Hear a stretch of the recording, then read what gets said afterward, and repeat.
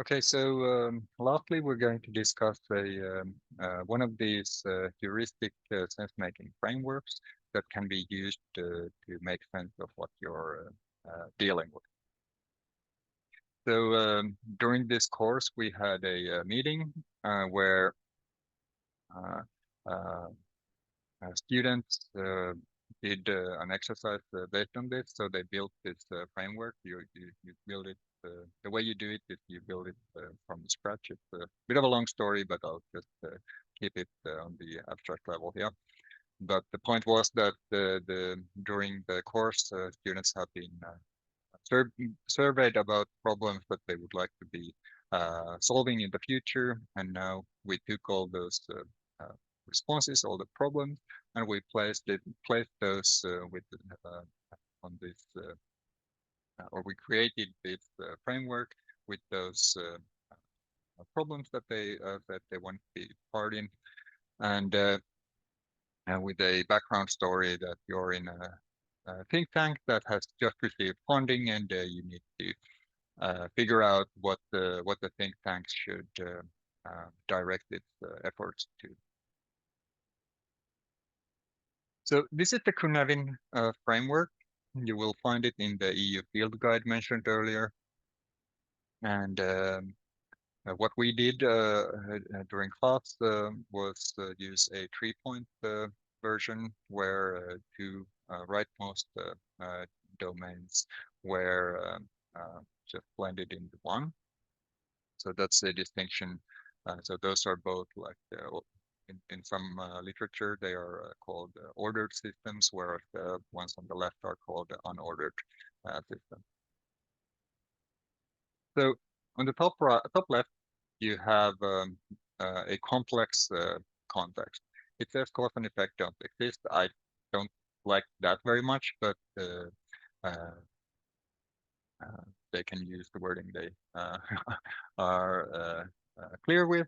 I think it's more like the component dominant causality or the linear causality doesn't work or doesn't exist, or it can be very hard to detect in practice. And we will talk about differences between component dominant and interaction dominant causality later. It's about also about something called emergence, which we will also discuss later. And in this complex context, what you want to do is you want to put in these probes and see how the context reacts. Respond by amplifying the positive experiments and dampening the things that worked less well. So in classic online advertising, you have these, for example, some banners, and you show people more the kinds of banners that get clicked more, and you show people less the kinds of banners that get clicked less. Then at some point it changes and shifts, and you have this adaptive process in place that can react to that. And in a sense, you're sort of planting seeds in this domain.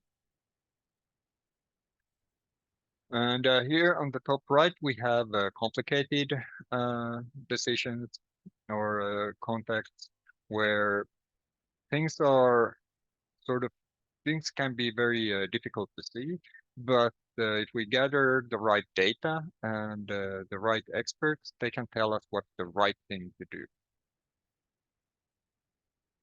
And in this context, you first you sense the context, so you gather data or look at past data, you analyze it, and then you respond by applying one of the good solutions that you know and love.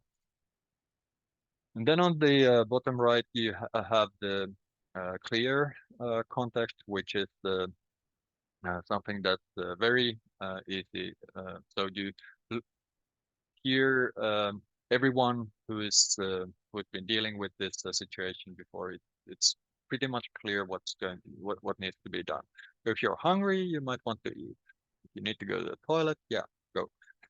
Don't go collect data and mull over it for too long.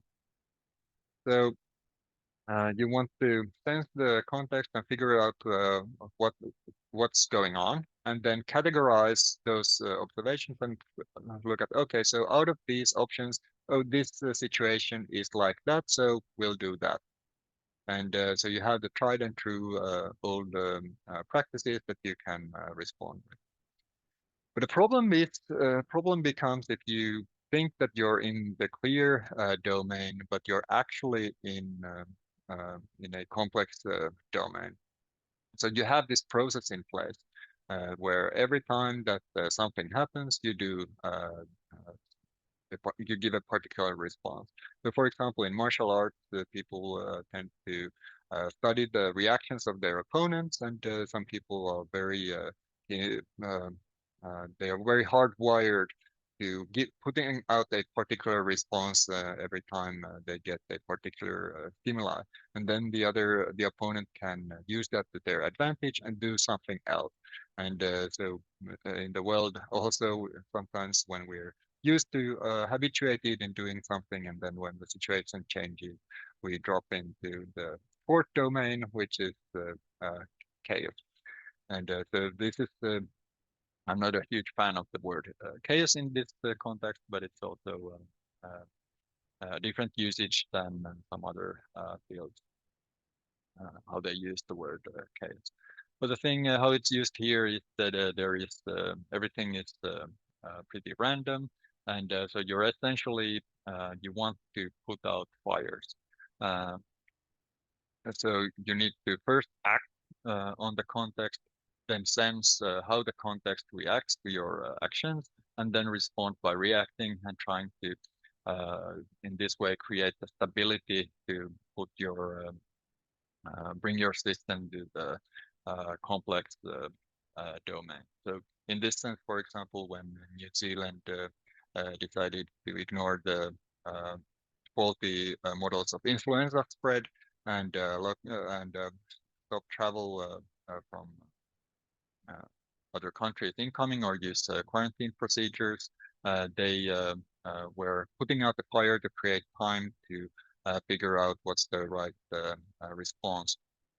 And that's a process for this in the EU field guide. But so in this way, they were able to accumulate much less deaths over the next 3 years than other countries. So this is the Cynefin framework, and yeah, that's all I want to say about that. And all these are the heuristic reactions that you're supposed to do. So we get back to the heuristic part, and when we continue the next part of this course, we will talk about complexity in more depth and what it means to decision making.